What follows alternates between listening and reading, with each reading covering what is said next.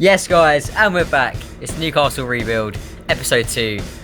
Boys, it's a good one in store today. Lots and lots of highlights. So, without further ado, let's get right into it. So, welcome back, ladies and gentlemen. Episode 2 of the Newcastle Rebuild. Now, after match day 7, we are going to rattle through quite a few games today.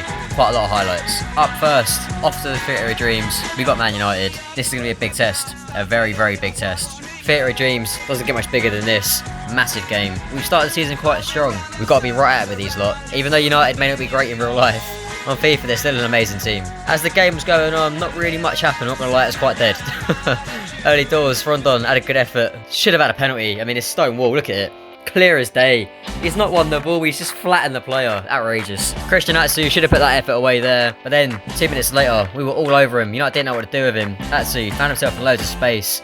Thinks it across. There's that man, the goal machine. Rondon makes it 1-0. Beautiful, beautiful finish. Now, a lad who I haven't really mentioned so far in this series is Marvin de Brakpa. Great punch out there, great save. Secures the 3 points for us. On we go. Up next, we had a home game against Brighton. Now, we should have absolutely, completely smashed these lot. Like, it should have been 5, 6, 7-0. But we were awful. Like, we were dog awful. Like, I don't know what was wrong with us. We had one moment of brilliance. 31 minutes in, Almiron and Rondon linking up.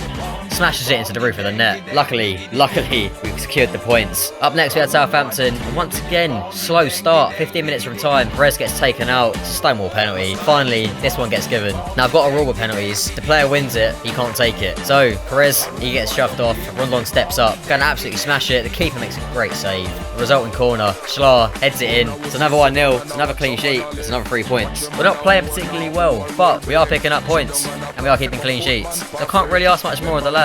Back at home against Watford, 54 minutes on the clock. Shelby releases Christian Atsu. He's bursting into the box. Got 4 runners in there. Takes his time. Picks out Almiron. Smashes it in the roof of the net. It's a lovely finish. Then, deep in the stoppage time, the 2 minutes were up. The ref should have blew the whistle. Watford equalised. Broke our hearts. Another home game. We left it very, very late against Bournemouth.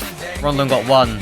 And then he went and got a second one moments later. 2-0 the final score. Get another clean sheet. Up next, we're off to Burnley. We had to use our RB team. Now, I was a bit worried with this one because I haven't used many of these players. As you can see, players like Paul Dummett, Hayden, Kennedy, Mutu, Joselu, they're not players that fill me with much confidence. But I'm not going to lie to you, lads, I was quite surprised. Quite happily surprised. 4 minutes in, deep in our own half. Lads, take their time, mode the army.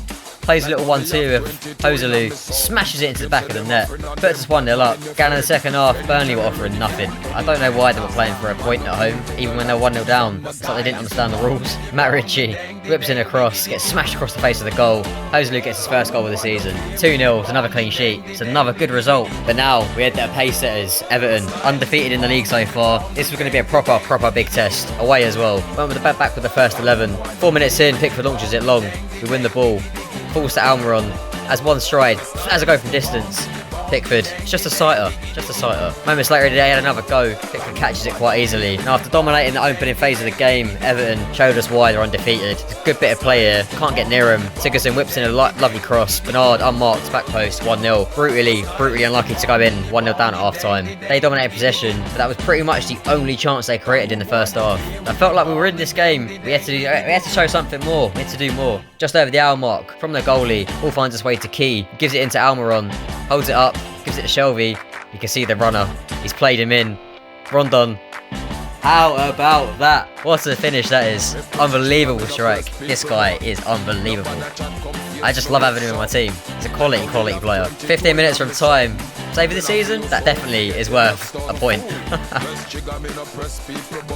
Now, if you're of a nervous disposition, I highly recommend you don't watch the highlights for this game. West Ham, at home, expecting at least a point. 5 minutes in, we don't splash the score, we give away a penalty. Luckily, on out of it, sends it onto the post, we get away with it, and the rebound can't go in.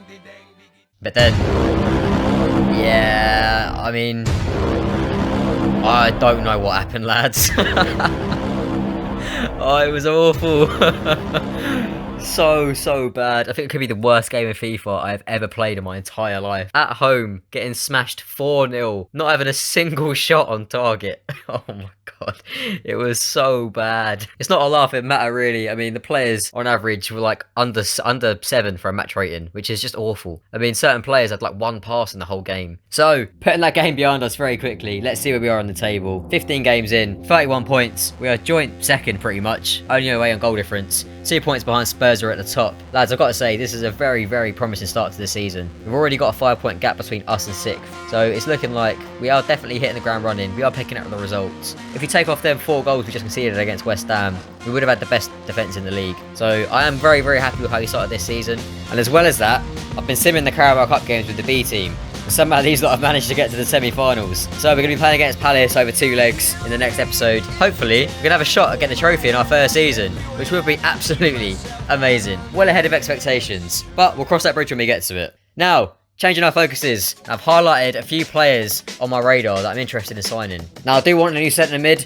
I'm not convinced that Shelby and Key are going to be the ones to bring us glory. Scott McTominay is the first one that I'm thinking about. He would be quite cheap. Somewhere between 7.5 to 8.5 million I'm looking at spending. He's young, he's got potential. He could be a good buy. But if we don't want to go for him, we could go for Mario Lemina. He's slightly older, slightly better rated. He would cost slightly more money. We're looking at about 15 mil, I reckon. So, it's a toss-up between those two. Now, I do also want to get a winger. Jefferson Severino is a player that Newcastle are linked with in real life. He's 22, he's only rated 72. He would be extremely cheap. I reckon we could probably get this guy for about 4.5 million. But if Severino's not the man for you, Alan St. Maxim, he would cost quite a bit. I mean, we're talking like 20 mil, 21, like around that kind of mark. Newcastle have been linked with him in real life. I don't think it's going to happen, but we could be bringing him in, and he could be a very, very key signing. He can play both wings and he can play up front, which is great. Great versatility to have. And the last player that I'm considering looking at is Jean-Philippe Mateta. He is somebody in Newcastle are supposedly very close to sign him. He's 21, 76 rated, 86 sprint speed, 85 strength. That is like the tailor-made